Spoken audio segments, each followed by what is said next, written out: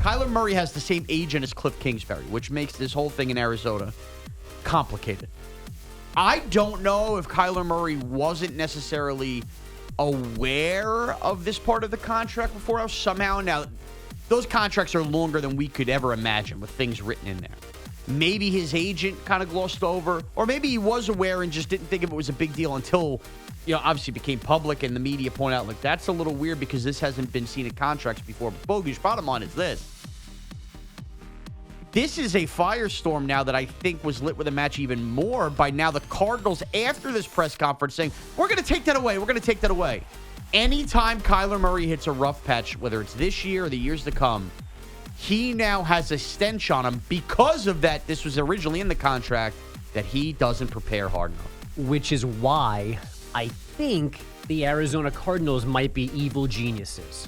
Because there's only one way to look at this clause. And the Cardinals knew we would eventually find out about it somehow. They could tell us through a leak, or all of these contracts eventually get filed on the NFLPA website and you can go find them, and someone would have went through it and accidentally stumbled upon this independent study clause, and then we would have had the same conversation down the road from now.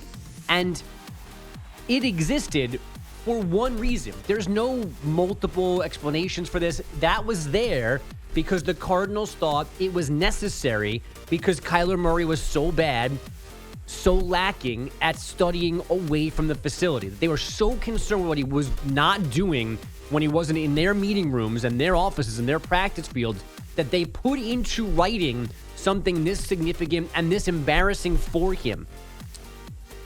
They had to know that. They had to know this would lead to the backlash on him. You would think. So here they are this morning. They couldn't possibly have been dumb enough to go, no one's going to ever see this or think it's bad of Kyler. They knew what they were doing all along. They put it in there. Kyler signed off on it because he was getting 9-figure salary. As we all would have. And then out it comes. Everyone goes, man, Kyler must suck. Kyler's now pissed. Kyler's motivated. Cardinals get their point across. Now, last night, they take this out of the contract, removing the actual financial punishment of Kyler not living up to the bargain, but he's got to live up to the bargain because if he stinks, this is the first thing we're always going to say is that he wasn't studying during the week, and that's why the Niners defense fooled him or whatever it may be. And here they are this morning kind of they look almost like the good guy, like, you know what, we were wrong, let's take this out. But in the end, they still get their win. I don't disagree on that mindset from Arizona's point of view. Here's the major problem with that whole scenario you laid out. A tiger changing its stripes. It's very easy to say now on July 29th that Kyler Murray now is going to feel motivated, and then it's very easy to say in September if somebody starts asking questions if he struggles. By the way, the first 3 games are really difficult. Chiefs, Raiders, I think Rams. So he's going to have some early tests. But the season is long, my friend. The season winds, my friend. And this is a team that was the last team to be undefeated. They end up faltering down the stretch. Is Kyler Murray going to have that same juice and memory about people don't think I study hard enough in early November and December?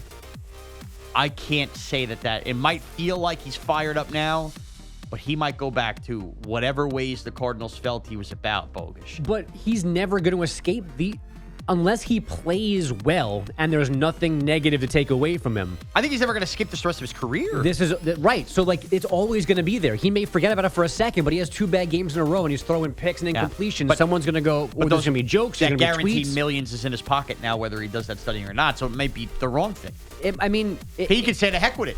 And then shame on the Cardinals for not seeing that. But to me, for right now, they got their win because they got their point across. And if now it's on his shoulders to fix it, to put this behind and make it a complete moot issue. He can do that. And if he doesn't, then he'll be out and Kingsbury will be out, and eventually they'll be looking for a new quarterback.